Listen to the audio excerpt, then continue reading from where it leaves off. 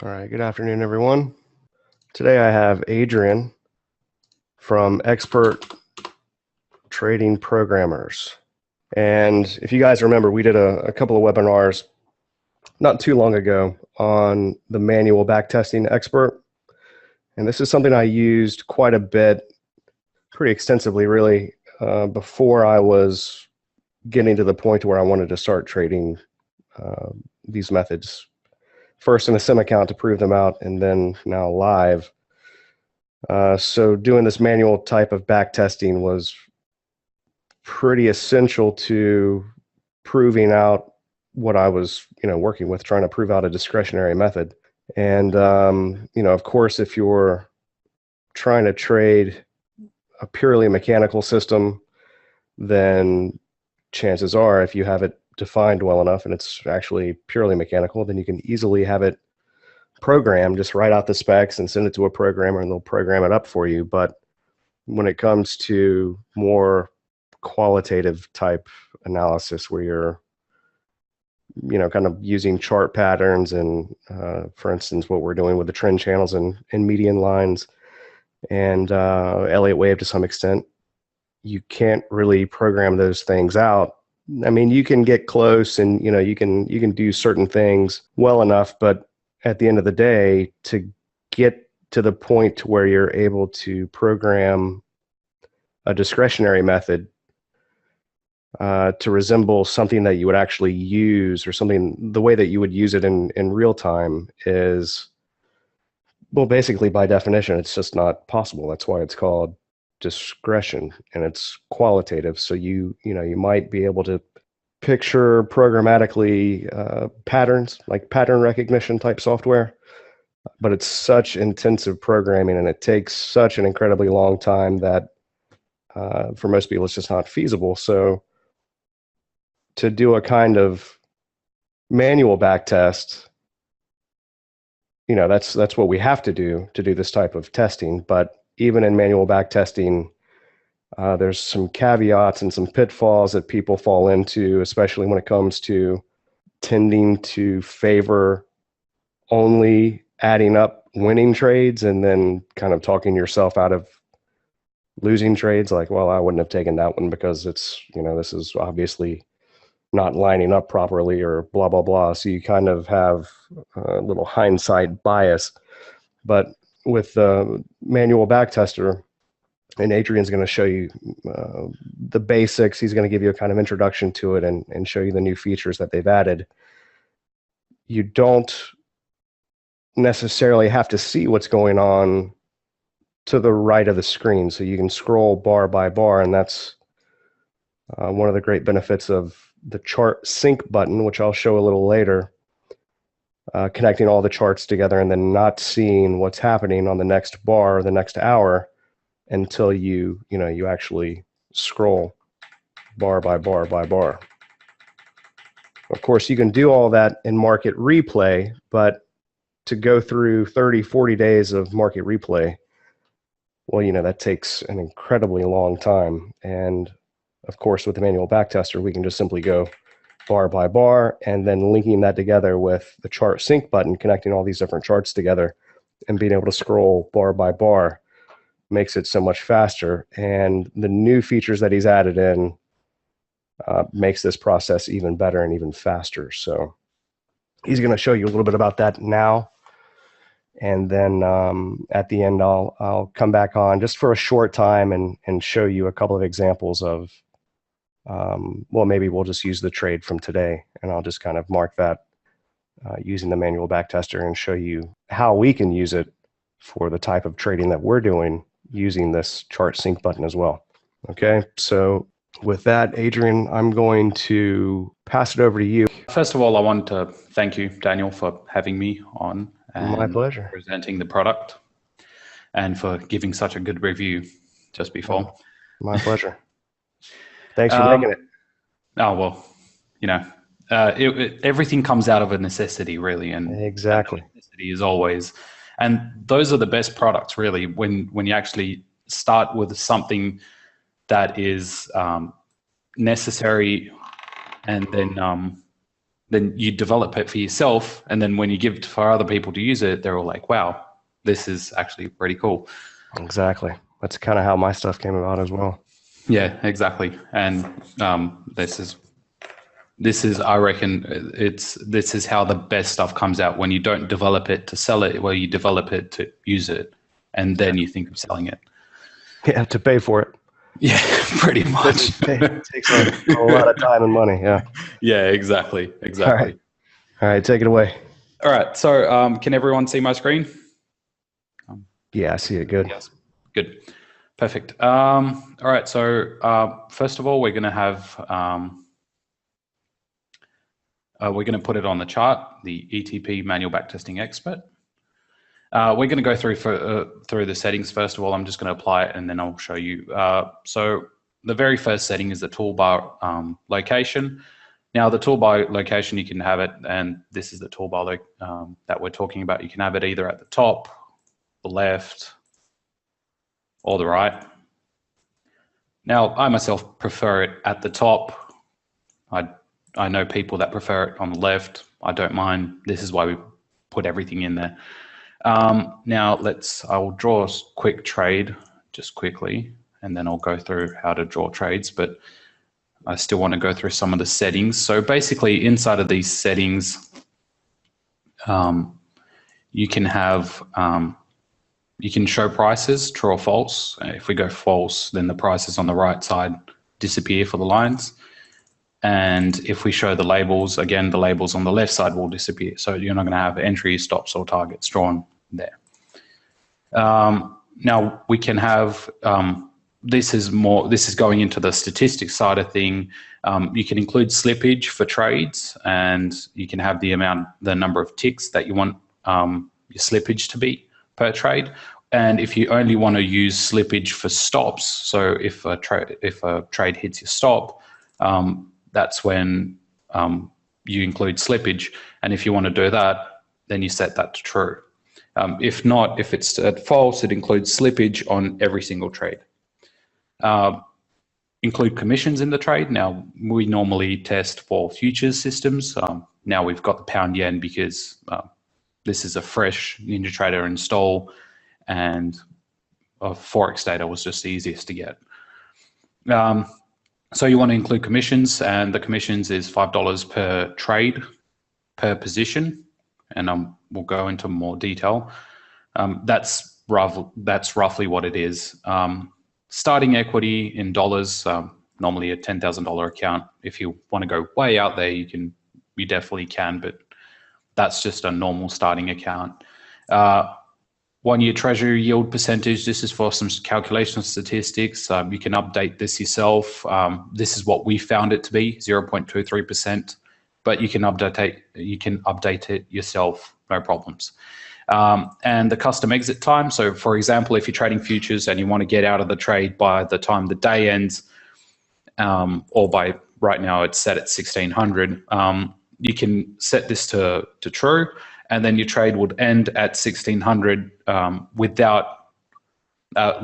at 1600, and it will just take the profit or the loss up to that point and not calculate it more than that. But for now, we'll just do it we'll set this to false, because we just want to see the trade go to its complete, we just want the trade to go all the way. Prompting text font. Now this is just getting into fonts and text and stuff like that. You can change the font. So if the text is too small for you, or if it's too large, you can increase it, decrease it, and all that sort of stuff. And now we're getting into the colors. And the line thickness as well. So this is for the stop loss. This is for the long entry. This is for the short entry. And it's basically just like the plots within NinjaTrader. You can change the thickness, the line color, and the line style. Now that we're done with the settings, we'll move on to the actual functionality. All right, so let's just delete this trade. We'll reset everything, and then we'll start off. So basically, you've got two different modes. You've got the static mode and the dynamic mode. We'll start off with the static mode because, sequential. You can have number of positions. in both the static and the dynamic, and you can have 1, 2, or 3 positions, and the bar updates itself on the number of positions that you've got. For 3 positions, for all the positions, you have the position size for each of them. So 1, 2, and 3. You've got the stop loss value, 1, 2, and 3, and this is in ticks, pips, or cents, depending on whatever you're trading. Then you've got the target value, which is, again, target 1, target 2, and target 3, and this is, again, in ticks, pips, or cents, depending on what you're trading. Now, you also have an option to move your stop loss to break even, and you've got more options for that. You can have a number of ticks in favor, and right now it's set at 8, but you can do that to whatever you want. So basically, if your trade goes 8 ticks in your favor and it doesn't hit your target at 10 ticks, then it moves the stop loss to break even. Either that, or you can put your target at, you can put it after you hit your target 1 or your target 2. Now, this is because we have 3 positions. We've got target 1 and target 2 as well. But if you drop it down to 2 positions, for example, then it drops down to just target 1 because you don't have target 2, because after you hit your target 2, you're completely out of the trade. So there's no point in moving your stop loss to break even when you're not trading anymore. And if you drop it down to 1, then you only have don't move and number of ticks. So first of all, we're just going to start off with 1 position. So stop of 10 ticks, target of 10 ticks. And if you want, now the long and short buttons are basically to start initializing a trade. Now, if you click the long button, obviously you're going to place a long trade. So it just says choose entry location, price, and bar. So we want to choose here we want to start going along here, for example.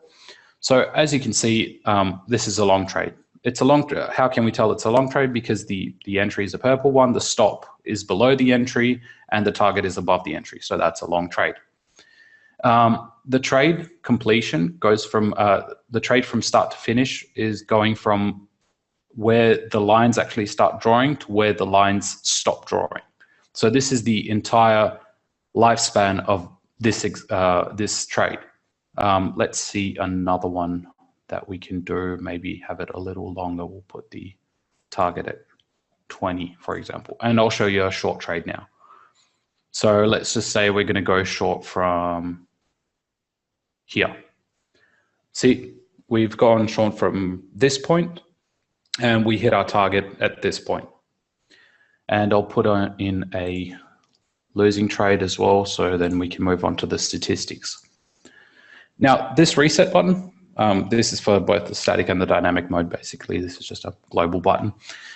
This reset button, if you hit it, you can delete all that you've backtested. So we've backtested 3 trades, and once we click the yes, it'll just delete everything. But I'll show you that later, because we want to keep this and move on to the statistics, and then we'll show you the reset button. All right, so now we've got the statistics. Inside of the statistics, you've got 3 tabs at the moment, because we're only trading 1 position, but I'll show you when we start trading 2 and 3 positions, how more tabs start popping up, and I'll explain more about these.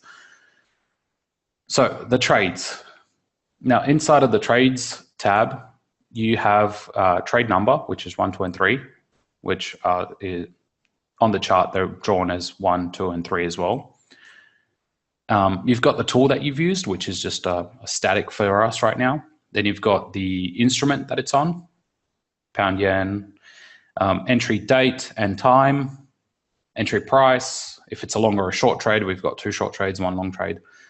Number of positions for each. So right now we've only used position size of 1, but you can use a position size of 2 or 3. And I'll show you when we start trading more positions per trade, and I'll show you how you can get out like 66% of your total trade before you move on to target 2, for example. Then you've got the stop price, and this is just basically the price. And the stop loss is if your stop was hit, which is here, it's going to be a -10 in this case, but it's going to be negative something depending on what your stop size is. And if it's not hit, it's just going to be a 0. And as you can see in the target, there's a 10 and a 20. So if your target's hit, then the target price and the target number of ticks is here, while the stop number of ticks is over here, and then they're going to get accumulated at the end.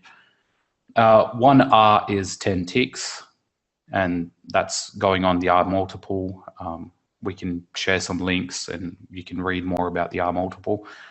And this trade actually had an R multiple of 1. This trade had an R multiple of 2, and while this one had an R multiple of -1. Then you can have the exit. Then you have the exit date and time, win or a loss, the R total, which is 10 ticks, 10 ticks, 10 ticks, the R multiple total, which is 1, 2, and -1. And I'll show you when you trade more positions, what the total R is going to look like, and the total R multiple. Right now, it doesn't differ because it's only one position. Then you have the trade P&L number of ticks, which is 10 ticks, 20 ticks, and -10. Then you've got the cumulative profit, and then the cumulative profit in dollars. Now, with the cumulative profit in dollars, you can see that it's not $10 a tick. Well, actually, this is $10 a full. So basically, this is just trading full lots for Forex. So that would be $10 a pip. So as you can see, it's not really $10 a pip because we've got in commissions. So it automatically starts taking your commissions out of the cumulative profit. Then you have maximum adverse excursion, maximum favorable excursion, and number of bars in trade. Now, if you want to delete one of the trades, for example, you didn't place it properly and you just want to delete one of the trades, let's just say we'll delete the first trade. Just click the delete button and click the yes. And it's deleted. And when you get back to the chart, it's completely deleted from the chart as well. We'll just add more so I can go through the statistics. We'll go long here, we'll go short here, long here, short here. And you can see the ease of this, of using this tool really, because let's say you had like a short signal here. Instead of actually getting an Excel spreadsheet out and filling all the columns in, or doing it on paper and then losing the paper later, you've got this tool that will have your backtesting until you delete it, and it's quite an extensive process to delete the backtesting. Now that we've shown statistics, as you can see, more trades have popped up, and they get ordered in the in chronological order as well. So they get automatically reshuffled once we click the show statistics button. Now, inside of the summary,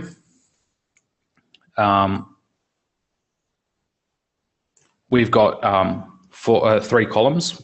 First column is the first column is for all the trades, and then you've got the long trades separately and the short trades separately. This basically looks the same, kind of looks the same as the NinjaTrader one. All the calculations were done by us. It's made to look like NinjaTrader's strategy performance or account performance, but we've added more things onto it because we felt that, and our clients also felt that they were lacking a few things and they would love to see a few more things in there. So you've got total net profit, gross loss, total positions. Now the total positions is 6, and we've got 6 trades, but I'll show you when we trade more positions, how we trade more positions per trade. So you've got position 1 and position 2, how your total number of positions actually increase while your trades obviously remain at 6 or 7. Or then you've got the total number of commissions, slippage. We haven't put any slippage in, so that's why there's 0. Profit factor, a profit factor of 2. Cumulative profit, max drawdown, Sharpe ratio. Now the Sharpe ratio doesn't calculate unless you have at least 1 month of data. So you need a lot of trades to actually calculate the Sharpe ratio. We haven't tested that much. We've only had 5 trades, well, actually, sorry, 6 trades in this, so that's why you're not getting the Sharpe ratio. The CalMAR ratio, the R multiple, again, is being calculated. And then you have the start and the end date. So for example, if you're testing something on pound yen and you've tested for a year, your start and your end date was going to be like 2016 to 2017 or something. So basically this goes from when the very first trade was placed to when the very last trade was placed. So you get a good sense of what you've tested and how many months. Total number of trades, and then you've got the long and short side as well. Percentage profitable, this is pretty much the same as NinjaTrader. This is why I'm not standing to explain it. I'm not explaining everything so much in so much detail, because these are just standard. Percentage profitable, number of winning trades, and number of losing trades. Now, we've added number of break-even trades as well. We do count break-even trade as a winner when we do the percentage profitable. It's just that some of our clients would have loved to see, wanted to see the number of break-even trades as well, because they in essence, they are winning trades, but you're not winning pretty much anything. So they want to see what that would be a total percentage of. So that's why we added this in. The average trade, the average winning trade, the average losing trade, ratio average winning to loss, maximum consecutive winners, maximum consecutive losers, largest winning trade, largest losing trades, number of trades per day, average time in market, average bars in trade, profit per month. Now, since we've only tested, what, 1 day or even less than that, yeah, way less than that. Of course, the profit per month is just what we've done because we've only tested 1 month. But if you test for a whole year, that's when it starts calculating it automatically, and you get a good sense of how much you would make every month, roughly. Maximum time to recover out of the drawdown, maximum average maximum adverse excursion, and average maximum favorable excursions as well. So you can see how much your trade went against you before it won, or how much your trade went in your favor before it lost. And then you can do the averages and set your targets and stops by those. Now the position 1 summary is, right now it's the same as the summary because we've only traded 1 position, so it's completely and exactly the same. But I'll add another position in now, and then we can look back at the statistics window. Now we've got 2, and I'll show you a stop loss to break even. So number of ticks is 8. So when it goes 8 ticks in our favor, we move our stop loss to break even. And where can we do a long trade? Long trade. 1, 18. This is 20. So we'll go to 11. We'll go long here. See, so this trade basically, the target 2 value is off. Make that 40. So basically this trade went 9 ticks in favor. We moved our stop loss to break even, and then it came back and hit our stop. And then I'll do another short trade, and then we'll go back to the statistics window, see how it moved the stop loss to break even. And then it got hit. Okay, so that happened in the same bar. We want a winning trade. There we go. Bam, hit your first target, and then bam, hit your stop loss. All right, so we'll go back to the statistics window. And as you can see now, the position 2 tab actually popped up as well.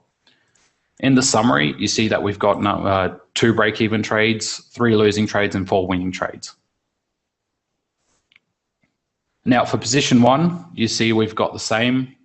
We've got the same as the summary. No, we don't, except for total number of positions. But for position 2, since all the position 2s never got hit, there's 3 positions. It only just racked up commission, and basically it's just down $15 with 3 trades, which is just a great position 2. All right, and if you want to add a position 3, then you can move on to your position 3. We'll just reset this and then we'll go into the dynamic mode. Now, inside of the dynamic mode, pretty much you've got the same number of positions because that's just global, as I mentioned before. You can have 1, 2, or 3. The position size, we'll just go, for example, we want to take at position 1, we want to take 2 off while we run off with 1 for position 3. Stop loss to break even, we don't want to do that. And then this has got a little bit more options, but we'll run through those in just a second. I'll show you first of all how the dynamic tool works. So the dynamic tool, basically, you click the tool button, you click and then you look to the left side. You've got choose entry location, which is price and bar. And you click the price and the bar. So for example, when we want to go short here, we want to put our target. So choose stop 1 location price, which is here. And then stop 2 location price is here. And then we go current trade is short, choose target 1 location price. And we want to go here and here. So basically this recognizes if your trade is either short or long by where you place your stop as opposed to your entry. So if your entry is here and you place your stop above, then it's definitely a short trade. If your entry is here and you put your stop below, it's definitely a long trade. And then you got target 1 and target 2. Now, if you don't want to always set different values for your stop and you want all your stops to be in the same location, you just click have all stops at same location, you have that ticked. So when you go tool and you click your entry, then you go your stop price and then you target 1 and target 2, for example. If you want to use a stop loss to target ratio, and I know you, Daniel, are a fan of the stop loss to target ratio, which is the R multiple, really. And I'm guessing most of you guys are, that Daniel's been teaching as well. You just tick this use to stop loss to target ratio, and you have a 1, 2, and I've set this to a 2 for your stop. And basically, I'll just delete that trade and get back and do it again. All right, so we click the tool button, we click the entry, we put the stop here, and the target gets placed automatically. So you don't have to do any calculations or anything like that. It just gets auto placed there. And then you put your target 2, and then the trade is logged. Now, what happens if you want to trail your stop, for example? So if you want to trail your stop, if you're doing trail stops, and it's very difficult to do it programmatically, so we've just added a button that fixes everything. So you click the tool button and you choose your entry location, and then you choose your stop location, and then your target gets placed automatically. And let's just say for the sake of it, after you hit your target 1, you start trailing behind a 6-period swing, for example, just out of the blue. And you would probably put your stop loss just behind this, let's just say a tick behind it, and you would have been stopped out here at this bar. So if you do custom exits, then you can click the custom exit button. And as you've noticed, after I click the tool button and after I click the entry and the stop, you had 2 nifty buttons come up, which is the pause and the custom exit button. And I'll show you what the pause does in the next trade. So we'll click the custom exit button, and then let's just say we're gonna hit our stop here. We click the bar and the price, and the trade stops at the exact bar that we tell it to stop at.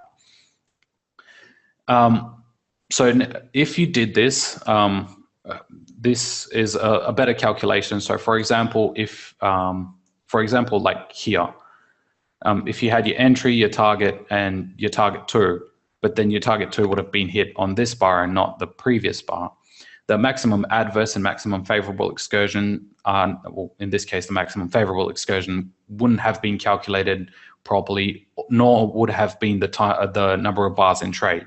So for example, if we do the exact same trade, which we did for number 4, if we go tool, we click this, that, and then we don't click the custom exit, we just choose the price, and you can see if it's a custom exit or not. If it says current trade is long, choose target 2 location and price.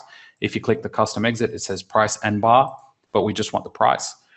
So if you put just a price at here, for example, as you can see, the trade hit your target 2 first and then hit your target 1. And I'm not sure if you can see the little writing behind it. I'll just delete the other trade in the show statistics. And I'll show you how to delete again.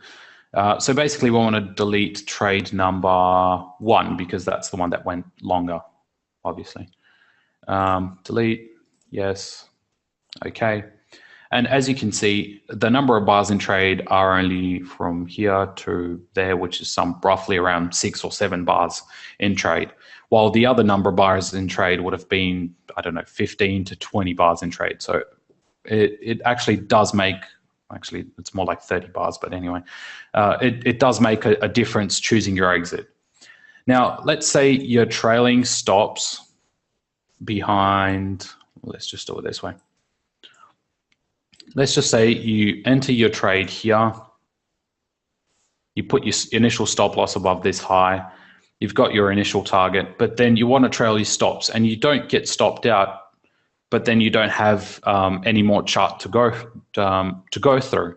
What you can do is you can pause the testing, and then you can scroll through your chart and do whatever you want with your chart while you're scrolling through it. So let's say we put 3 ticks behind the entry, so that's 63.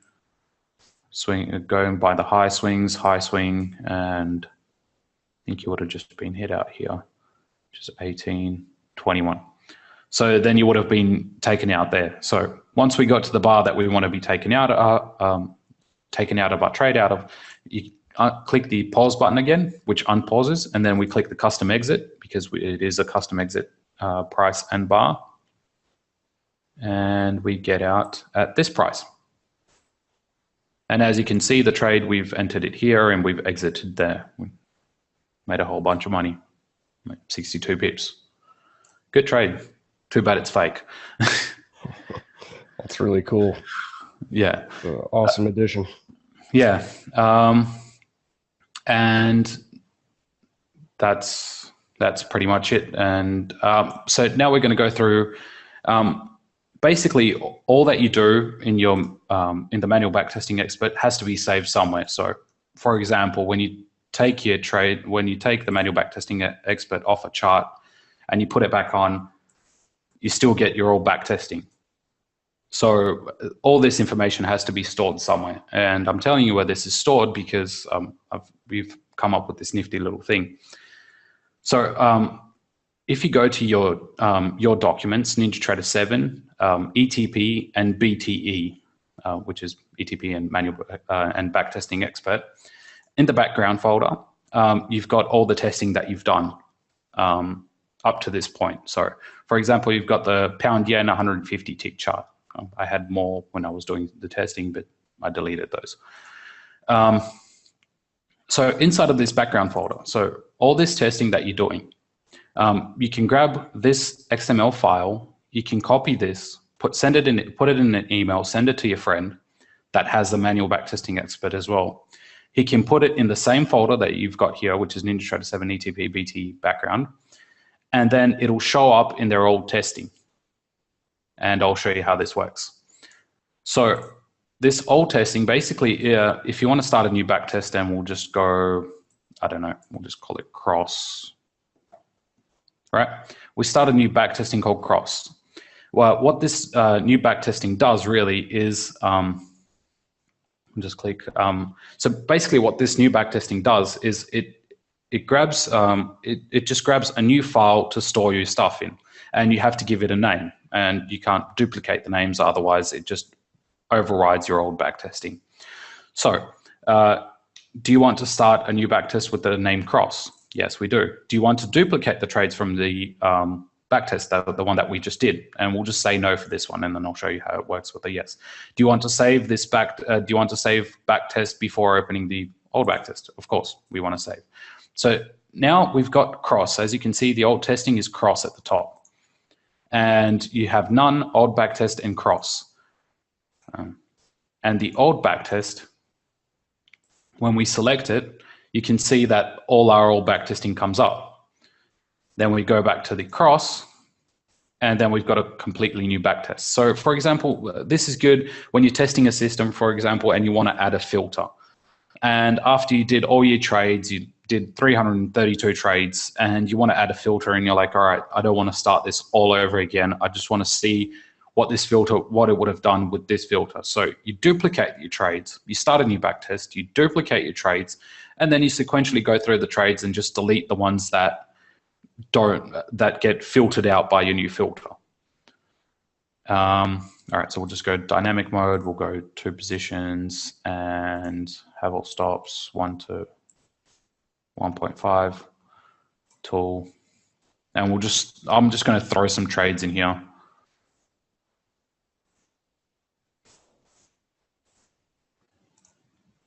Just quickly.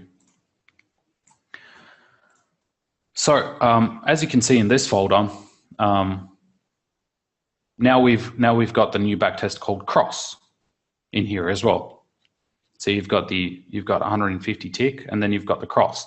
So what you could do if you want to duplicate trades as well, you can either start a new backtest and say cross new, and yes, I want to duplicate, and yes, cross new. Or what you could do, and this is what happens when you send one of these backtests to your friend, you can either go copy, paste, and it's going to name it as a copy. And we'll delete this and we'll go old. And we hit reload Ninja Script or F5 on your keyboard to refresh everything. And as you can see, we've got cross, cross new, and cross old. And all these are, so for example, yes, we want to save. If we add a new trade here, then we go to cross, and that trade disappears because everything is just individual. And cross old, and in cross old, we want to delete one of the trades, for example, this one. Okay. And as you can see, all these are just their own entity now, and all the back testing that you've done is saved in different, no, I've already used that one, is saved in different folders, which you can either send to people or, evaluate yourself differently. So this has come out of the necessity. If you want to test 2 different systems on the same chart, what do you do if you don't want to delete your old backtest? This is what you do. Now, we did realize that this is everything is saved within Documents, NinjaTrader 7, ETP, BT background, which is on your C drive. Now, if this starts to get too full on your C drive, you can choose a new save location, which is choose new save folder. With this choose new save folder, this is where you want to save everything and where you want to export everything to, because I'm going to show you in the show statistics window, you can export stuff to Excel, your trades data or your summary, so that you can do more extensive testing if you want on them, or delete. So you can choose your folder, and I'm guessing you would want to either go into the D drive or the E drive, or just something that's not the C drive and that can get full and start freezing your computer. These are not very big files at all, so there's no issue with them getting too big, because as you can see, there's only like 6, 4, 5, 3 kilobits, which is like nothing in today's folder sizes. All right, and now we're going to go to the show statistics. And inside of the show statistics, you have the export to Excel button. Now, you can either export your summary, your position, and whichever tab is selected, that's the one that gets exported. So we're just going to export our trades. Do you want to export trades data to Excel? Yes. And do you want to choose the folder? Now I'm just going to export it into the same folder, which is ETP and BTE. The background is just for all the XML files, which are where everything gets stored. As you can see, it's exported here, and when you open it up in Excel, you can see that you've got all the information that you need. and all the information that you had in your trades data, which is entry date and time, and then you can do graphs from this and all that nifty stuff. No, I don't want to save that. All right. Any questions on this? Rick asked one question. I think I know the answer, but he's asking, could you move the stop and target once they've been selected, once they've been drawn? And I would say, I don't think you could. I mean, you would delete the trade basically and redo it. Yeah, exactly. Okay, but you can't. Once the target's been selected, that's basically seals the deal on the trade, and the only way to adjust it would be to delete and redo Yeah, it. exactly. Any other questions? Anyone? There was one on trailing stops, but you went over that as far as you would basically set the trailing stop yourself. So I mean, once, let's say, the indicator or whatever, you would just click on it once the bar crossed it. Yeah, exactly. So for example, we'll just do a EMA. Just do this quickly. We'll just do a 35 period EMA. Oh God, I hate this orange. Can never see it on charts. Black. All right, so for example, let's just say you've got in short here, you put your stop above that high, your target one's already out, and let's say, for example, once it crosses your moving average, you get out. So this is crossed your moving average, bam, you're out.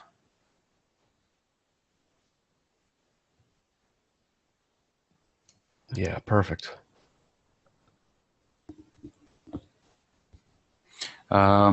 Rick said, can you show again how to select an entry price, a target, and a stop to specific prices? I think I just did that.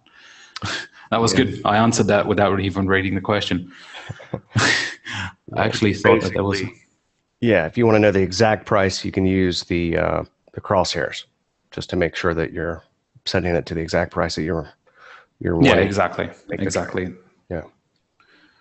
And I'll show you a couple of examples here in a minute when I go through a short demo. All right. Do you want to take over the sharing? Or yeah, in a second. Actually, Andy's saying I actually thought that was the new add-on. What did you think was the new add-on? I'm not quite following. But yeah, I'll go ahead and take it. Sure. All right, cool. Yeah, that was excellent. Thanks. I'm going to just show an example of basically the new features that I've been wanting so much, and that is the pause and the custom exit. So just looking at this, I'm starting to think that maybe I should have already closed this trade.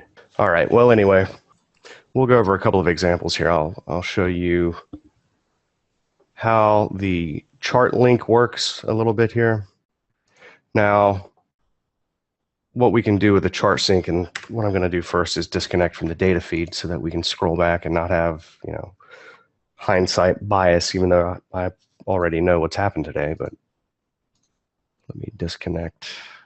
So what we can do with this chart sync button here, we can link up charts, multiple different instruments, for instance, with the continuous contract, and the front month contract. We can link those together. I could link, for instance, I don't know, natural gas or heating oil or, gasoline, whatever,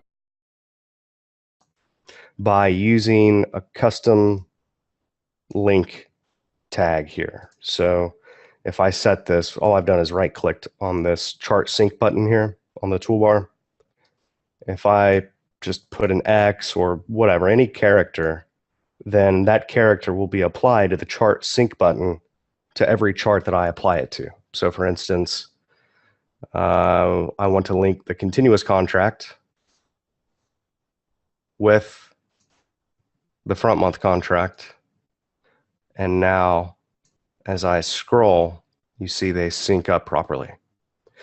A problem that we had before, the reason we did this is because the global crosshairs with Ninja is, let's just say, problematic, right? It doesn't give you the full functionality that you would want in a kind of a global crosshair that would link all the charts together.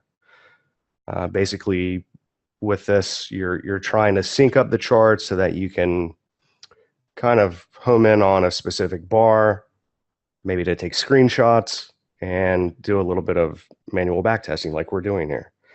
And it really just, I'm not going to kind of do a mock-up of how this thing works or a demo of how it works, but suffice it to say that it's not exactly the most useful design. So with the chart sync button, we were trying to get around that, be able to link the charts together, and even be able to isolate a specific bar and line that up on the chart so that we could take screenshots of specific setups and trade types, whatever.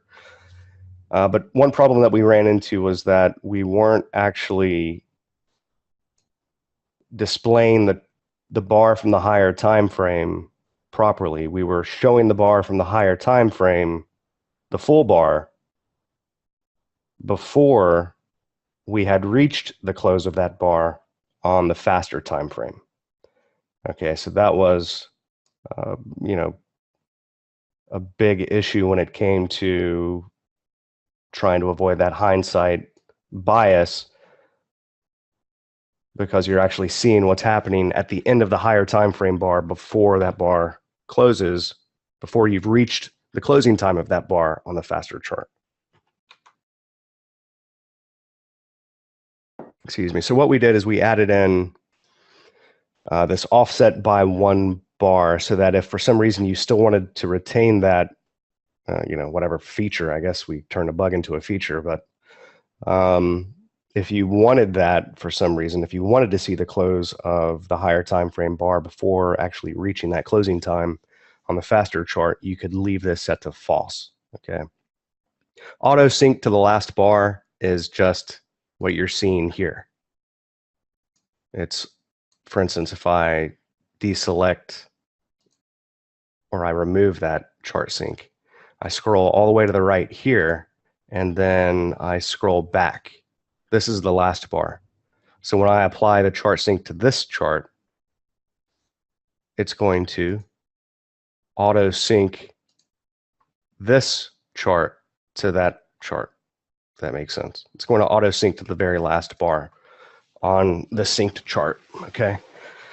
So what we're doing with this is, for instance, here at this high right here, yeah, that's the high right here, okay? So the close of this bar is at 1400, 2 o'clock. And the close of this bar is at 355. So here, let's zoom in on this a little bit. We put this one on the left. Okay. So let's go back before that, actually. And I'll tap the F5 key to reload it so that we're not seeing the bars to the right. And let me turn on this crosshair. So what I'm going to do now is scroll bar by bar to the right. So 805. Right, there's 805. This bar is 8 o'clock. Okay. There we go. Okay, so now I'm going to scroll bar by bar. So that's the 805 bar. There's 810. There's 8 o'clock. We're not seeing that. See, it's an hour and a half, so we're not going to see that 930 bar until we actually reach 930.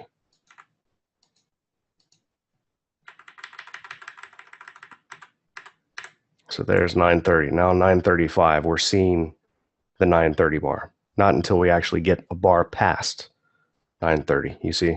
So that's one of the things that we fixed with the chart sync. So now there's no hindsight bias. You're not seeing that higher time frame bar until you've actually reached that bar. All right, so what I'm going to do now is just show you how we can do this kind of manual backtest using that chart sync so that we're doing a manual backtest across multiple time frames. So I'll just use this 15-minute, 5-minute, and a 90-minute.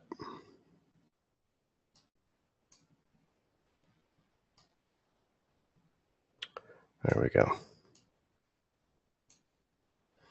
And of course, you can link together as many charts as you want, but let's just start here.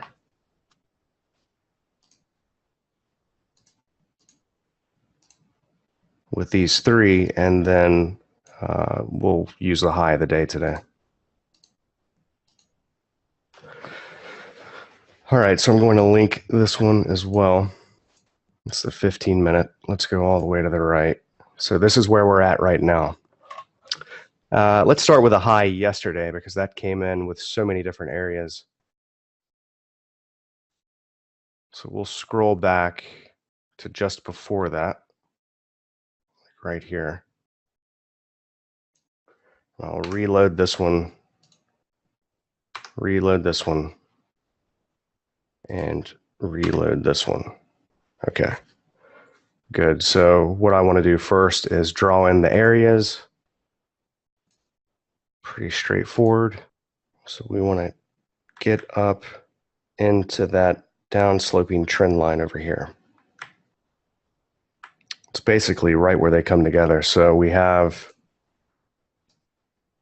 the crude report yesterday here, which came right back down to this trend line, and then it goes straight up to the top of the channel right there.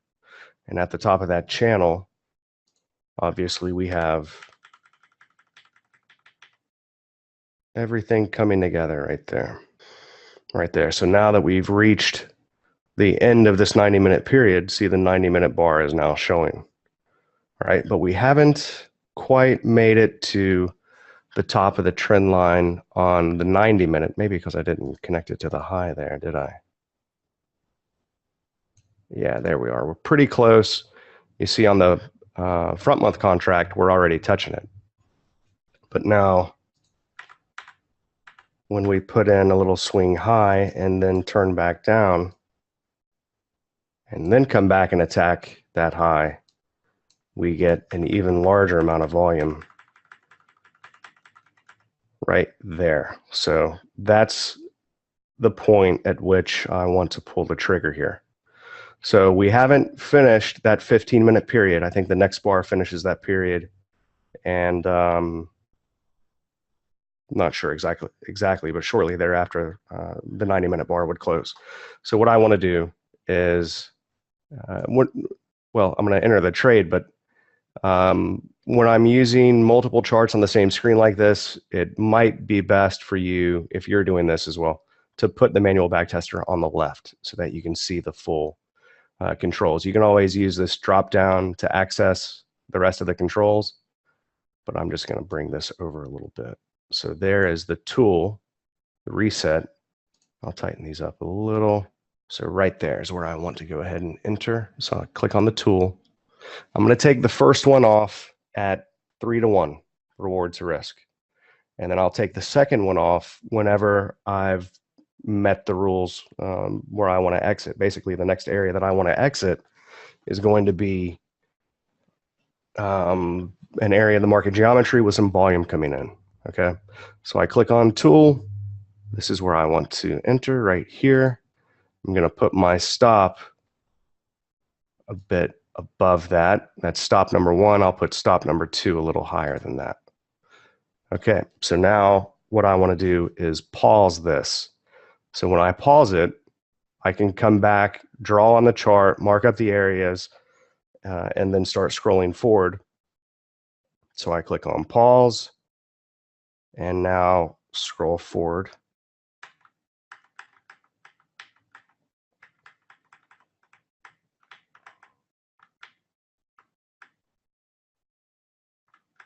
And then when we get some swing highs and lows in here, I'll update the areas in the market geometry.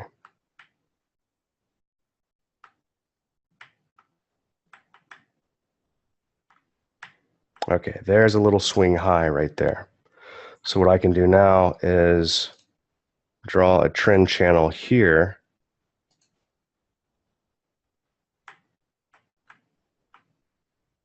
Okay, we're through the bottom of that one on the left. What time is this? 4 in the morning. So I'll leave this one here. I'll draw a new one here and drag this back to the low over here, which we've already hit actually.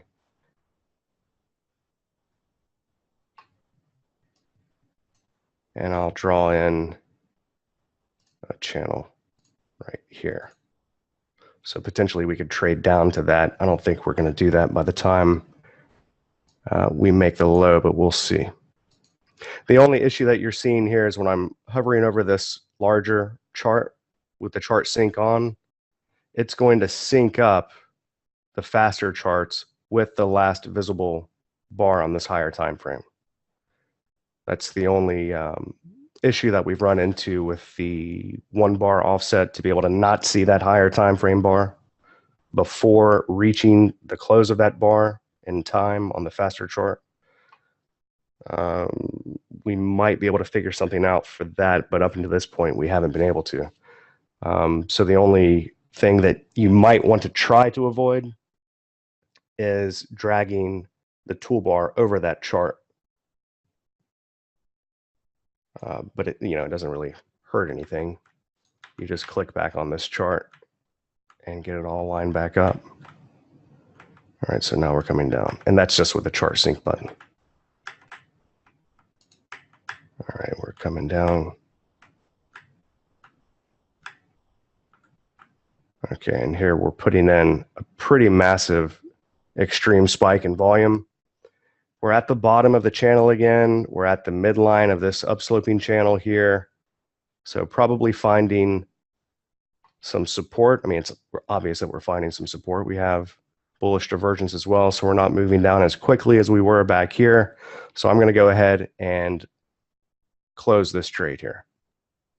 Okay, so what do? Well, I click on the pause again to resume it. Okay, so click on pause, and then now choose target 2 location. And I need to do that with a custom exit. So I click on custom exit, and then I'll click on this bar to exit. I messed something up. I can't see that because I've got the toolbar in the way, but it says something about I clicked on the bar. Basically, right of the bar, basically. Yeah. Basically, what it says, it's not it's the last painted bar, since I think that's adjusting your time frame.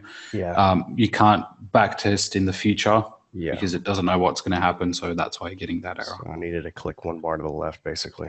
Yeah, pretty much. Okay, so I messed that one up. So you're going to have to start again. Yeah. Okay, but I mean it's my own fault. So anyway, let's do it from here then. All right, so we have number 1. We have the downtrend line here. Let me just update this a little bit. So let's just imagine that I exited there and whatever, everything's fine. And now we're back into the downtrend line here on the left, chart on the left, 15-minute chart. I'm gonna reload this. Scroll to the right a bit.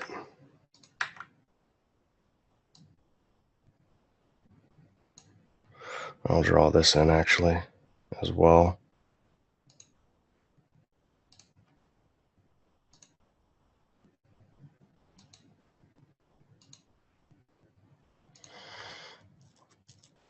What else did I have? I had from low to low. Yes, exactly. Okay. So I'm scrolling to the right. Whoops. Let me reload it from right here. Clicked on the wrong button.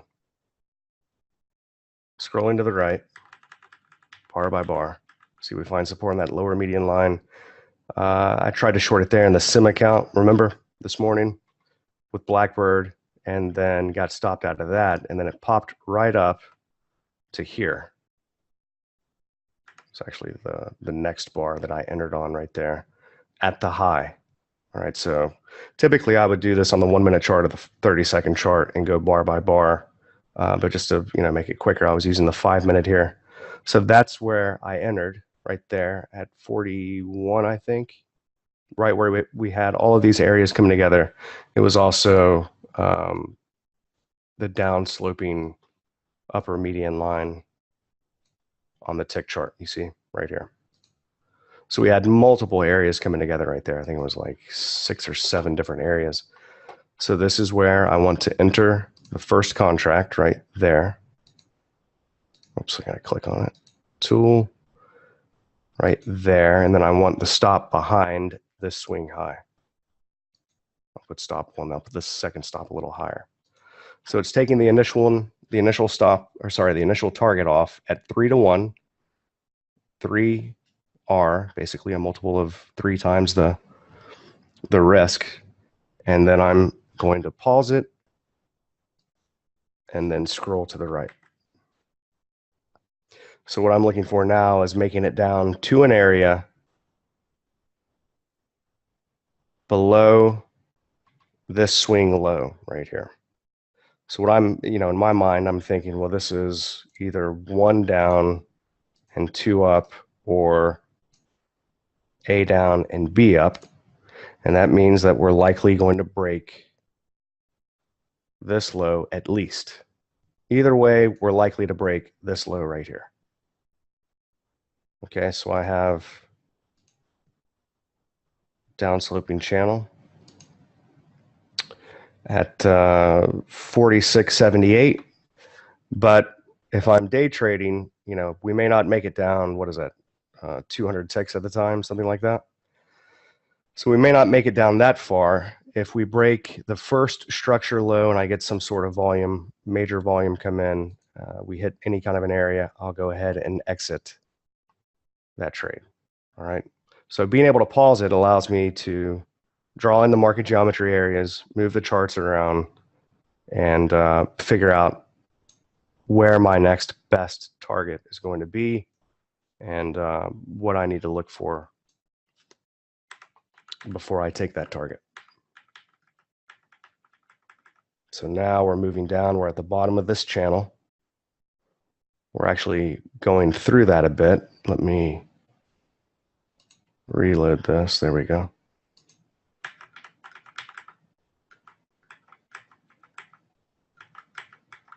Okay, so now at 46, we're well below that low over there on the left at 53 here. So now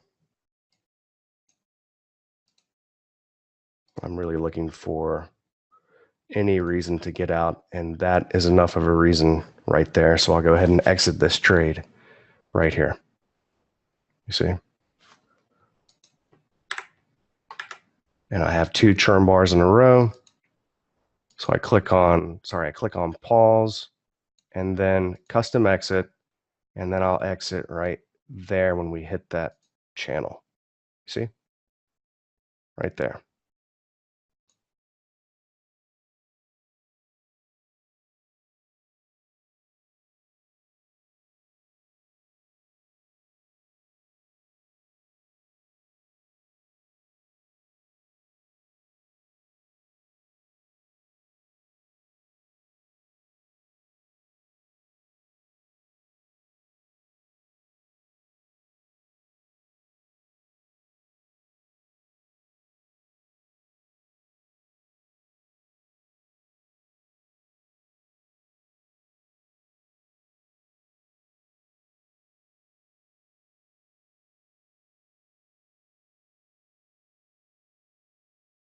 So that's the main way that I've, I was doing all this stuff by hand manually and then having to log it all in Excel and all of that. And then with using Adrian's tool previously, I was able to do this, but I wasn't able to exit with, a trailing stop or stuff like that. I was just basically doing kind of quick and dirty, this is where I would have entered, and maybe this is not exactly where I would have exited, but it's at least a chunk of the move and kind of take it with that, just mark it up as well as I could and basically, just get a little chunk of the trade. Now that we can actually pause it, draw in the market geometry and update it, and even sync the charts together, and then unpause and do a custom exit, do a trailing exit, trailing stop.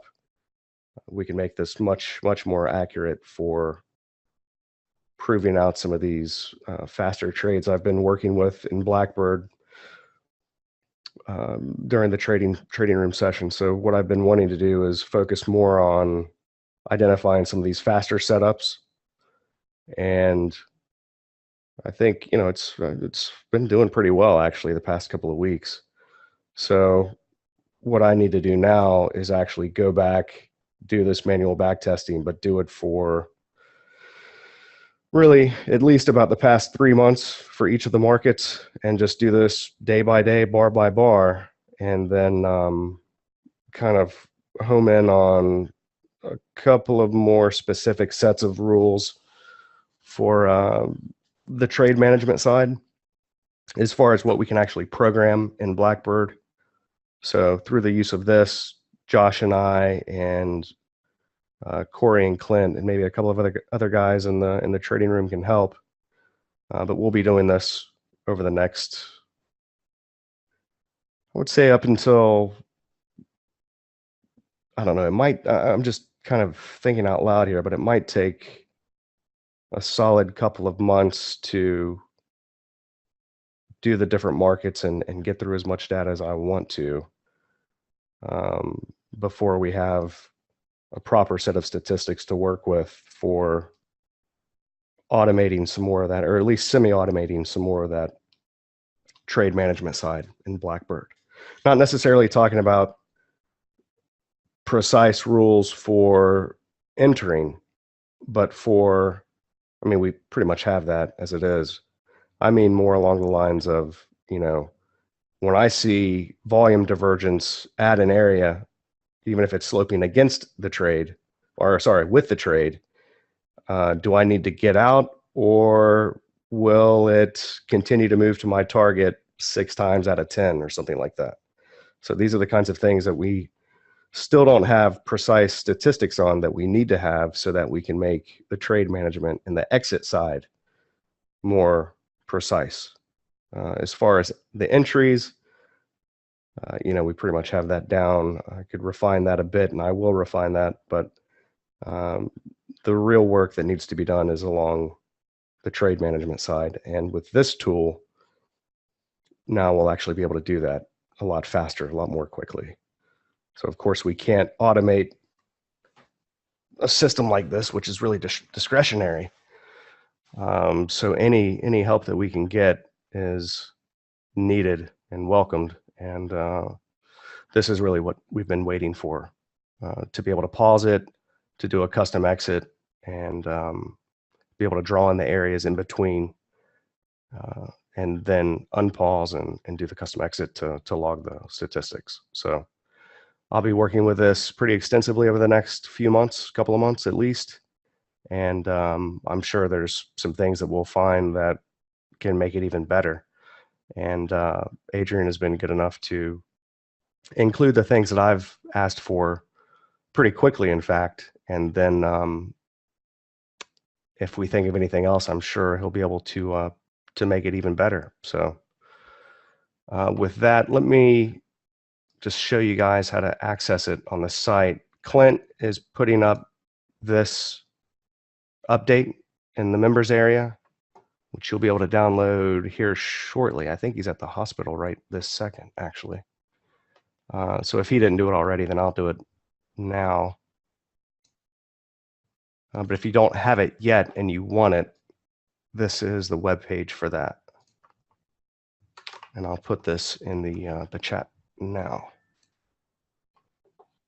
Let me see, where is the chat window?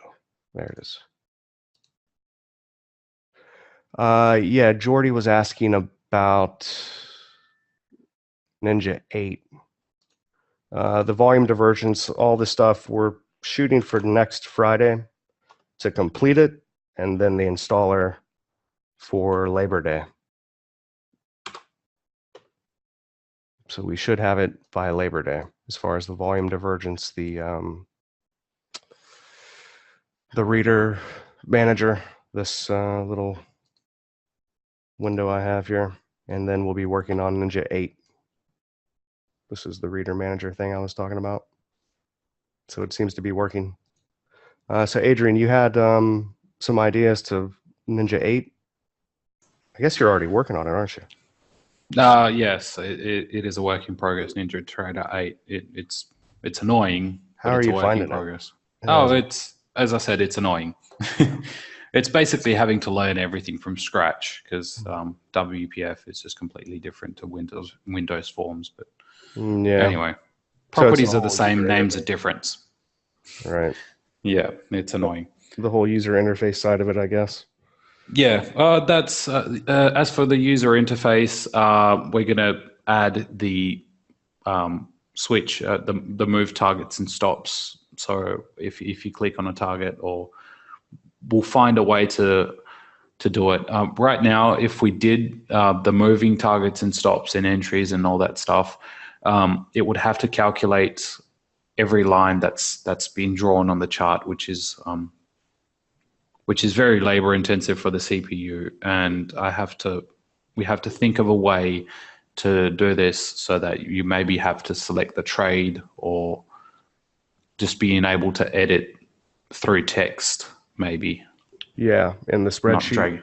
Yeah, pretty much. Or maybe select the trade and then drag and drop just from that trade. Yeah. Or even, if you did it from the spreadsheet, then maybe have like a button on the spreadsheet to recalculate or something, or reload. Yeah. So the drawing would update on the chart. Yeah, exactly. And another thing would be... So you've already been considering doing that then?